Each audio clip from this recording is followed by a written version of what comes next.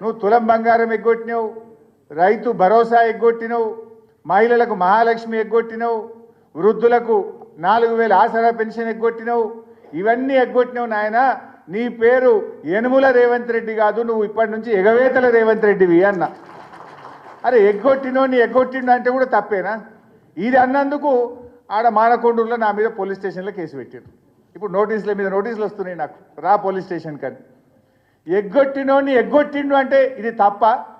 నువ్వు ఎగ్గొట్టింది నిజం కాదా? నువ్వు కోతలు పెట్టింది నిజం కాదా? ఇదంటే రేవంత్ రెడ్డికి కోపం వస్తూ ఉన్నది. ఏం చేసినావు నాయన నువ్వేమన్నా అంటే పబ్లిక్ డైవర్షన్. ఇలా కేటీఆర్ గారి మీద కేసు పెట్టి, ఒక అక్రమ కేసు పెట్టి అన్యాయంగా ఇరికిచ్చే ప్రయత్నం చేసి ఒక పబ్లిక్ అటెన్షన్ డైవర్షన్. దీనికంటే ముందు లగచెర్ల రైతులను అరెస్ట్ చేసి 15 రోజులు లగచెర్ల పేరు మీద డైవర్షన్ చేసినావు. దానికంటే ముందు అల్లు అర్జున్ పేరు మీద డైవర్షన్ టాక్టిక్స్ చేసినావు. దానికంటే ముందు తెలంగాణ తల్లిని మార్చిన అని చెప్పి దాని మీద 15 రోజులు డైవర్షన్ టాక్టిక్స్. టీజీని టీఎస్ చేస్తున్నా అని ఒక డైవర్షన్ టాక్టిక్స్. తెలంగాణ ఎంబ్లం మారుస్తున్నా అని డైవర్షన్ టాక్టిక్స్. ఇవి తప్పడు అసలు ప్రజలకు చేసింది ఏమన్నా ఉన్నదా? నువ్వు ఇచ్చిన హామీలు అమలు చేసింది ఏమన్నా ఉన్నదా? కేసీఆర్ గారు పెట్టిన సంక్షేమ పథకాలు, కళ్యాణ లక్ష్మి ఈరోజు చెక్కులు పిల్లలు పుట్టినాక వస్తున్నాయి. ఆ రోజు ఏం చెప్పిండు? పెళ్లి కాకముందే తులం బంగారం ఇస్తా కళ్యాణ లక్ష్మి అన్నాడు. పెళ్ళి అయినాక పిల్లలు పుట్టినాక కూడా రేవంత్ రెడ్డి పాలనలో ఇంకా కళ్యాణ లక్ష్మి చెక్కులు రాని పరిస్థితి. కేసీఆర్ కిట్ వస్తలేదు, న్యూట్రిషన్ కిట్ బంద్ అయిపోయింది, బతుకమ్మ చీరలు బంద్ అయిపోయినాయి, రైతు బంధు బంద్ అయిపోయింది, బీసీ బంధు బంద్ అయిపోయింది, దళిత బంధు బంద్ అయిపోయింది. ఉన్న పథకాలు బంధు పెట్టుడు తప్ప నువ్వు కొత్తగా తెచ్చింది ఏమన్నా ఉన్నదా? నువ్వు రైతు భరోసా అన్నావు. అప్పుడేమో పార్లమెంట్ ఎన్నికల ముందు ఒక్కసారి మళ్ళా కేసీఆర్ ఇచ్చిన రైతు బందే ఇచ్చిండు. చెప్పిందేమో ఇప్పుడైతే 10,000 మేమొస్తే 15,000 అన్నాడు. కానీ ఇచ్చింది 5,000. అది పార్లమెంట్ ఎన్నికలు దృష్టిలో పెట్టుకొని ఇచ్చిండు. ఎలక్షన్ అయిపోయింది, వానకాలం రైతు బంధు ఎగ్గొట్టిండు. ఇప్పుడు మళ్ళీ జెడ్పీటీసీ ఎన్నికలో లోకల్ బాడీ ఎన్నికలు వస్తాయని మళ్ళొక్కసారి రైతు బంధు వేస్తాడు. ఎలక్షన్ అయిపోయాక మళ్ళీ ఎగ్గొడతాడు ఎగవేతల రేవంత్ రెడ్డి. అంటే రైతు భరోసా విషయంలో రైతుల్ని మోసం చేసిండు. రుణమాఫీ చూస్తే సగం మందికి కూడా రుణమాఫీ కాలేదు. పంటల బీమాని ఊరించిండు, 2 పంటలకు కూడా పంటల బీమా ఎగబెట్టిండు. ఏ ఒక్కటి కూడా ఏ వర్గానికి కూడా ఇచ్చిన మాట నిలుపుకున్న పరిస్థితి లేదు. రైతులకు మోసం, మహిళలకు మోసం. మహిళలంటే గుర్తొస్తుంది, మొన్న జార్ఖండ్ రాష్ట్రంలో హేమంత్ సోరెన్ గారు కొత్తగా ముఖ్యమంత్రి అయింది. ఆయన ఎన్నికల్లో మాట ఇచ్చిండు, నా ప్రభుత్వం అధికారంలోకి వస్తే 2,500 మహిళలకు ఇస్తా అన్నాడు. మొదటి నెలలోనే 2,500 ఇచ్చాయన్న మాట నిలుపుకున్నాడు. మరి రేవంత్ రెడ్డి నువ్వేమో 100 రోజుల్లో ఇస్తా అని బాండ్ పేపర్ మీద సంతకాలు పెట్టి 13 నెలలు నిండినా ఈరోజు మహాలక్ష్మి పథకాన్ని రాష్ట్రంలో అమలు చేయలేదు. మహాలక్ష్మి ఎగబెట్టిండు. అదేవిధంగా పక్కన ఆంధ్రప్రదేశ్లో మొదటి నెలలోనే 2,000 పెన్షన్ను 4,000 చేసి ఆంధ్రప్రదేశ్ ప్రభుత్వం మాట నిలబెట్టుకున్నది. రేవంత్ రెడ్డి గారు ఆ రోజు అవ్వా నీ పింఛన్ ఎంత? ఇగో వచ్చే నెల ఇందిరమ్మ రాజ్యం రాగానే 4,000 ఇస్తా అన్నాడు. ఎన్ని నెలలు కావాలి నాయన నీకు? వచ్చే నెలపై 13 నెలలు నిండినా ఇవాళ పక్కన ఆంధ్రప్రదేశ్లో 4,000 ఇచ్చిండు. కానీ ఈ రేవంత్ రెడ్డి ఆసరా పెన్షన్దారులకు 40 లక్షల మంది అవ్వాతాతలకు 4,000 పింఛన్ ఇవ్వకుండా ఇచ్చే 2,000 కూడా 2 నెలలు ఎగ్గొట్టి పాపాన్ని మూటగట్టుకున్నాడు ఈ రేవంత్ రెడ్డి. అంటే ఏం చేసినావు నువ్వు? ఏ వర్గానికి ఇచ్చిన మాట నిలుపుకున్నావని నేను అడుగుతా ఉన్నా. ఎస్సీ ఎస్టీ బీసీ రెసిడెన్షియల్ స్కూళ్ళలో పిల్లల ఉసురు పోసుకున్నాడు. 60 మంది పిల్లలు చనిపోయింది. ఆ పిల్లలకు సరిగ్గా అన్నం పెట్టక ఆ పిల్లలందరూ ఆసుపత్రుల పాలు చేసినటువంటి ఘనత ఈ ఏడాది పాలనలో రేవంత్ రెడ్డికి దక్కుతుంది. అంటే ఈ రకంగా ఎగవేతలు ఒకవైపు చేస్తూ ఉన్నాడు. ఇక కేటీఆర్ లాగా ఎవరు ప్రశ్నిస్తే వాళ్ళ మీద కేసు, మా సోషల్ మీడియా అక్క చెల్లెళ్ళు అన్నదమ్ముళ్ళు ప్రశ్నిస్తే వాళ్ళ మీద కేసులు, ఎవరు ప్రశ్నిస్తే వాళ్ళ మీద కేసులు పెట్టి ఇవాళ అణిచివేయాలనేటువంటి ప్రయత్నం చేస్తున్నాడు. ఏమన్నా సంక్షేమ పథకాలు ఏమైనా నాయన అంటే డబ్బులు లేవు అంటాడు. కానీ ఈయన ఏం చేస్తుండు? ఈయన భూములకు, ఈయన కుటుంబ సభ్యుల భూముల కాడికి 1,000 కోట్లు ఖర్చు పెట్టి 6 లైన్ రోడ్ వేస్తా ఉన్నాడు కలవకుర్తి దాకా. ఈయన నేను మెట్రో రైల్ 50,000 కోట్లతోని మెట్రో రైలు చేస్తా అంటుండు, ఎలివేటెడ్ కారిడార్స్ కడతా అంటుండు, 1,00,000 కోట్లతో మూసీ ప్రాజెక్టు కడతా అంటుండు. మరి అవ్వాతాతలకు 4,000 పింఛన్ ఏమైందంటే పైసలు లేవంటాడు. అరే రైతులకు 7,500 రైతు బంధు ఏమైందంటే పైసలు లేవంటాడు. మరి మూసీకి 1,00,000 కోట్లు ఆడికెళ్ళి వస్తున్నాయి నాయన నీకు? నువ్వు 50,000 కోట్లతో మెట్రో రైలు కడతా అంటున్నావు, దానికి పైసలు ఉంటాయి అంటే బడా బడా కాంట్రాక్టర్లకు పైసలు ఇవ్వడానికి, ఢిల్లీకి కమిషన్లు పంపడానికి మాత్రం నీకు పైసలు వస్తాయి.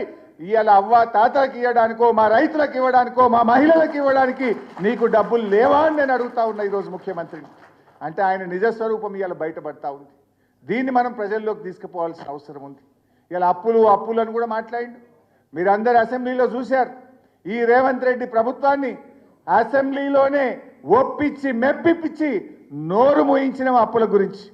7 లక్షల కోట్లని 8 లక్షల కోట్లని అప్పులంటే నిండు అసెంబ్లీ సాక్షిగా 10 ఏళ్ల బీఆర్ఎస్ పాలనలో బీఆర్ఎస్ ప్రభుత్వం కరోనాతో సహా ఉదయ్ స్కీముతో సహా అన్నీ కలిపి చేసిన అప్పు 4,17,000 కోట్లే. నువ్వు ఒక్క ఏడాదిలో 1,37,000 కోట్ల రూపాయల అప్పులు చేసినావు. అంటే దీన్ని బట్టి ఏమర్థమైంది? మనం ఏడాదికి 41,000 కోట్ల అప్పు చేస్తే రేవంత్ రెడ్డి 1,37,000 కోట్ల అప్పులు చేసిండు. ఇప్పుడు ఎవడు అప్పులు ఎక్కువ చేసినట్టు? అంటే నీ ఇష్టం ఉన్నట్టు నీ మంత్రులు, నీ మీడియా, నీ సోషల్ మీడియా అడ్డగోలు ప్రచారాలు చేస్తే అసెంబ్లీలోనే కడిగి పారేసినాం. కాంగ్రెస్ ప్రభుత్వం నోరు మూపించినాం. మళ్ళీ ఎవడన్నా అప్పుల గురించి దుష్ప్రచారం చేస్తే బిడ్డ లీగల్ నోటీస్ ఇస్తాం, కోర్టుకు పోతామని అసెంబ్లీలోనే చెప్పి ప్రభుత్వం నోరు మూయించినాం. తప్పైతే ఇప్పుడే చెప్పు, బయట మాట్లాడితే ఊరుకోం బిడ్డ అని చెప్పాల్సి వచ్చింది. అంటే ఇలా బీఆర్ఎస్ ప్రభుత్వం వరుసగా 2 ఏళ్లు కరోనా ఉన్నా ఉదయ్ అప్పులు కేంద్ర ప్రభుత్వం బలవంతంగా మన మీద రుద్దినా మన ప్రభుత్వం ఏడాదికి 41,000 కోట్ల అప్పు చేస్తే రేవంత్ రెడ్డి ఒక్క సంవత్సరంలో 1,40,000 కోట్ల రూపాయలు అప్పు చేసిండు. ఇప్పుడు ఎవడరా నాయన ఎక్కువ చేసింది? మేం చేసిన దాంట్లో కాళేశ్వరం కట్టినాం, పాలమూరు కట్టినాం, చెరువులు బాగా చేసినాం, జిల్లాకో మెడికల్ కాలేజీ కట్టినాం, కలెక్టరేట్లు కట్టినాం, గురుకుల పాఠశాలలకు పక్కా భవనాలు కట్టినాం, మేము ఇంటింటికి నల్లా పెట్టి నీళ్లు తాగిచ్చినాం, నిరంతరాయ విద్యుత్తునిచ్చినాం. మేము 40,000 కోట్లు చేస్తే ఇన్ని అభివృద్ధి కార్యక్రమాలు చేసినాం. నువ్వు 1,40,000 కోట్లు ఒక్క ఏడాదిలో చేసి నువ్వు చేసిన పని ఒక్కటన్నా ఉన్నదా అని అడుగుతున్నా. బీఆర్ఎస్ కట్టిన ఫ్లైఓవర్లకు రిబ్బన్లు కత్తిరిస్తున్నావు, బీఆర్ఎస్ కట్టిన భవనాలకు పోయి రిబ్బన్లు కత్తిరిస్తున్నావు, బీఆర్ఎస్ కట్టిన ప్రాజెక్టులకు రిబ్బన్లు కత్తిరించినావు తప్ప నీ ఏడాదిలో ఒక్క పనన్న చేసినవా రేవంత్ రెడ్డి అని నేను అడుగుతావు. ఈ మాటనే కదా మన కేటీఆర్ గారు అడిగింది. ఈ ఒక్క మాట అడిగినందుకే కదా నువ్వు ఇవాళ అక్రమ కేసులు పెట్టే ప్రయత్నం చేస్తున్నావు. ఇలా మనమందరం ఇవాళ బీఆర్ఎస్ పార్టీలో ఏ కార్యకర్తకు ఇబ్బంది వచ్చినా పార్టీ అండగా నిలబడ్డది. లగచర్లలో రైతుల కోసం గిరిజన రైతులకు బేడీలేస్తే కేటీఆర్ గారు పర్సనల్గా తన కుటుంబ సభ్యుడు అరెస్ట్ అయితే ఏ రకంగా పనిచేస్తారో లగచర్ల గిరిజన రైతుల కోసం కేటీఆర్ గారు అంత కష్టపడ్డారు. వారి బెయిల్ కోసం, వారిని విడుదల చేయడం కోసం వారి కుటుంబ సభ్యులను కూడా 3 సార్లు కలిసి ధైర్యాన్ని ఇచ్చి ఆ కుటుంబాలకు కూడా అండగా నిలబడి వాళ్ళను జైలు నుంచి గౌరవంగా బయటకు తేవడంలో ఒక పార్టీ వర్కింగ్ ప్రెసిడెంట్గా ఆయన కృషి చేశారు. ఆ రకంగా పార్టీలో ఏ కార్యకర్తకు, ఏ సోషల్ మీడియా యాక్టివిస్టుకు, ఏ ఉద్యమకారుడికి, ఏ పార్టీ నాయకుడికి మన కౌశిక్ రెడ్డి మీద ఇంటి మీద దాడి జరిగినా పార్టీ మొత్తం అందరికీ ఆ కార్యకర్తలకు, ఆ నాయకులకు అండగా నిలబడ్డది.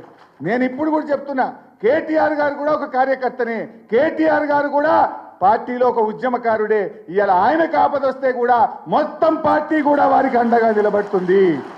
ఏ రకంగా అయితే ఒక నాయకుడి కోసం, ఒక కార్యకర్తకు ఇబ్బంది వస్తే నిలబడ్డామో, ఇలా కేటీఆర్ గారి మీద పెట్టిన కేసు ఆయన మీద పెట్టిన కేసు కాదు, ప్రశ్నించే గొంతు మీద పెట్టిన కేసు, ఉద్యమకారుడు మీద పెట్టిన కేసు. ఆయన గ్రాఫ్ పడిపోతుంది కనుక, రేవంత్ రెడ్డి ప్రభుత్వం రోజు రోజుకు దిగజారిపోతుంది కనుక ఇలాంటి కేసులు పెట్టి ప్రజల దృష్టి మరల్చాలనే ఒక కుట్రలో భాగంగానే కేటీఆర్ మీద కేసు తప్ప ఇది వ్యక్తిగతంగా ఆయన చేసిన తప్పు కాదు, నేరం అంతకంటే కాదు. ఈ రాష్ట్ర ఇమేజ్ పెంచడానికి, రాష్ట్ర ప్రతిష్ట పెంచడానికి, రాష్ట్ర గౌరవం పెంచడానికి ఆయన పనిచేస్తే ఒక అక్రమ కేసు పెట్టేటువంటి ప్రయత్నం చేస్తున్నాడు.